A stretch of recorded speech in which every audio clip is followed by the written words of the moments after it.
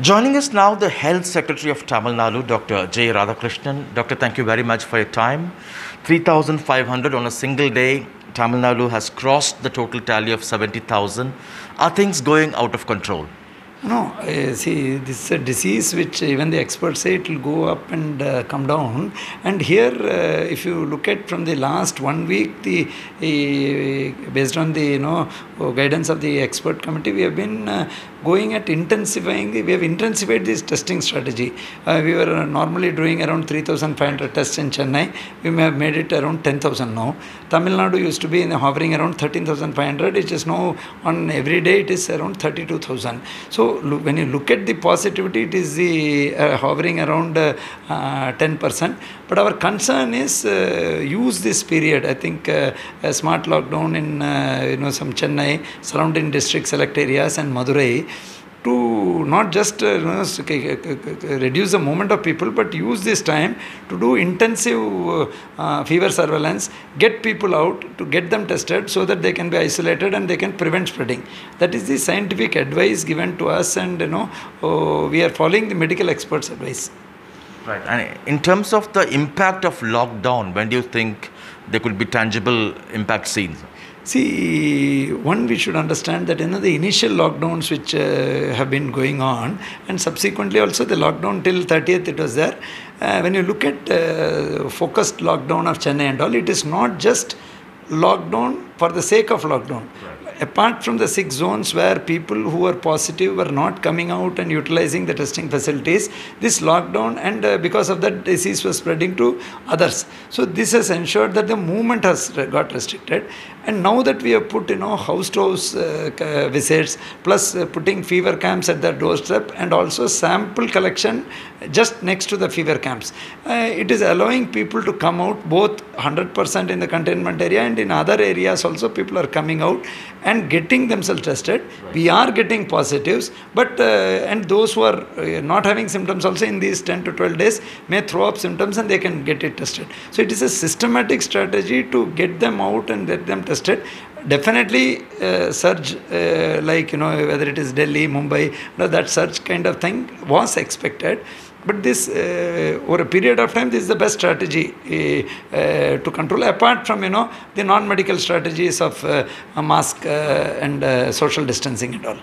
What are the projections, particularly for Chennai? Already we have some 18,000 active cases, around 47,000 total positive cases. See, there is a separate team, dedicated team working on projections, whether it is a university or whether it is the committee of Dr. Chandramohan and Dr. Gopal. They've been working and looking at projections, but our role is to ensure that we don't reach those kind of projection. Projections generally looks at the worst case scenario.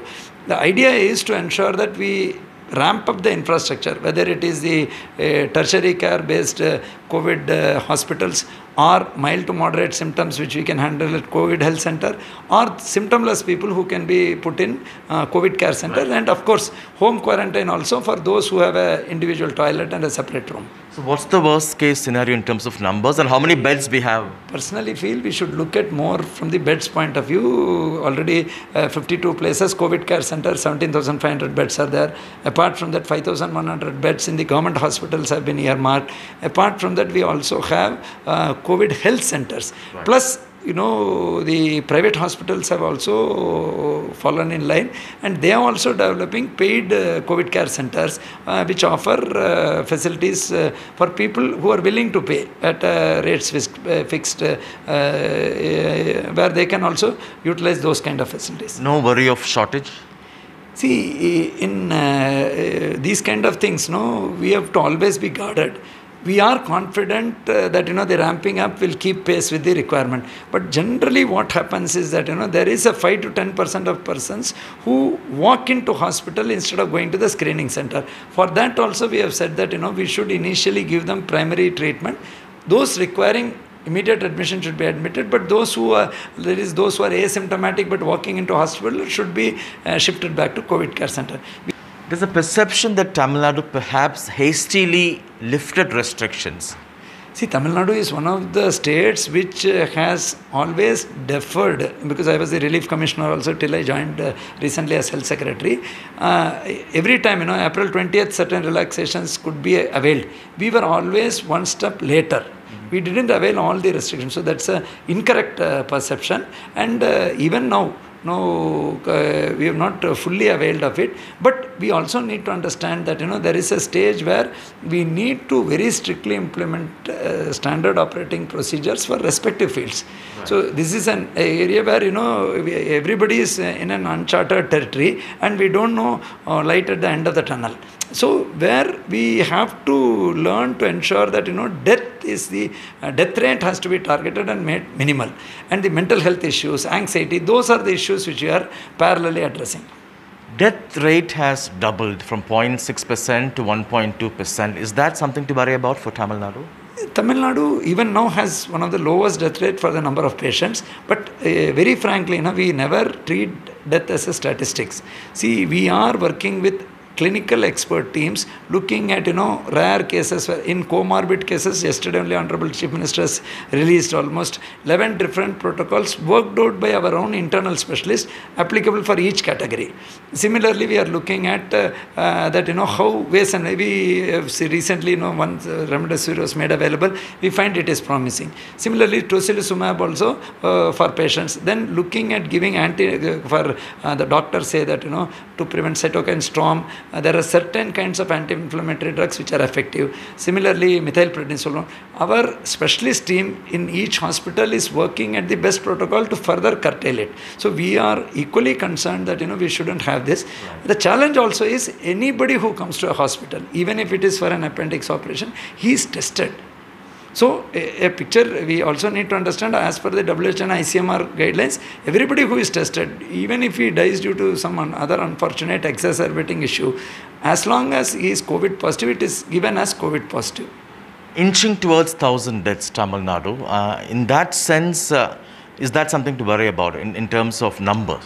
Definitely, I am repeatedly telling you, even if one death is there, that death is a death for the family. Right. It cannot be, What's the profile of the casualties? Generally, almost 80% is entirely comorbid situations. Second is some of the youngsters whom we have seen. Of course, majority is sugar, uncontrolled sugar and blood pressure, then heart disease, COPD, obstructive this thing. Plus, we also have occasional cases where youngsters have assumed that they are okay and they have come late. So we are analyzing. There is a committee which is analyzing each of these deaths to say, and they have saved people who had 70% lung involvement.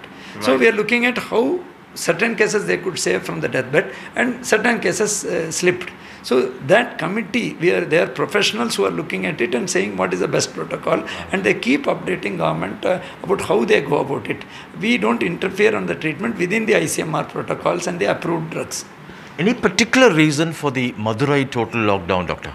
See, Madurai, what was happening is we found that if you look at the streets, it was only 200 out of the 4,000 streets. But Madurai again is a very congested old city. So we thought that, these 7 or 8 days we should utilize to ensure that, the disease spread, which sometimes if left unchecked, if you don't do enough fever camps and ensure that people come and get themselves tested. Unknown to them, they will spread to another 15 people. So that was the reason, because next to Chennai, the maximum cases were coming up. Whereas all other districts, it was also due to travel. Whoever was traveling to that district was showing positive. So those kind of things, it was basically a policy level decision. We are utilizing that time to ensure that, there also people get tested. Lastly, doctor, the government has fixed fee for private hospitals in terms of charge for the COVID treatment. Is it for all people or only for people below poverty line? No. See, the charges are for all people, those who are registered under COVID care center. Roughly, I am more than 175 hospital every day. That is increasing. And we do get complaints. It's not as if that, earlier also there are complaints. So there is another cell with 104 to look at the complaints also. And the other challenge with people is that they tend to rush to only 3 out of 3 major hospital, private sector hospital.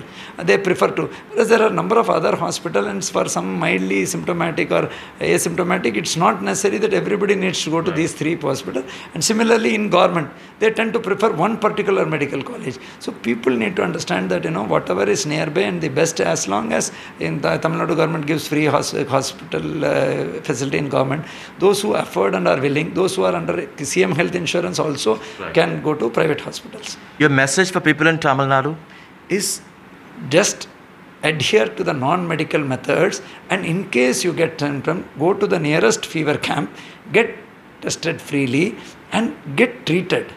Don't try to avoid and stay at home, because you may be unknowingly spreading it to many.